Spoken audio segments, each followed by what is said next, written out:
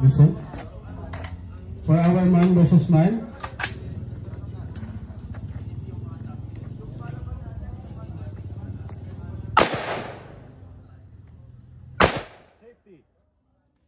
For man versus man purpose. First round we have Commander Tares versus Kampang, followed by Deputy Commander Personal Defense Operation versus Gandesa. For next match, we have Technical Sergeant versus Commander Third Marine Brigade. Next,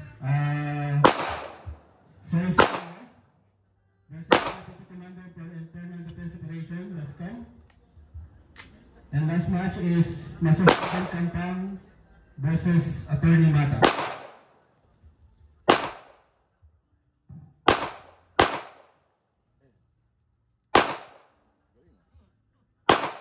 Once again, we're man-to-man.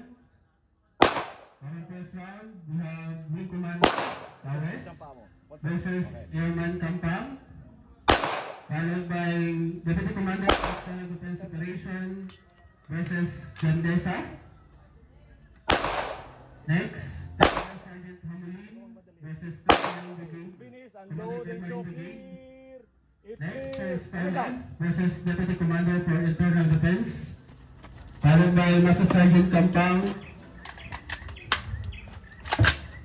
versus Attorney Mata. We have also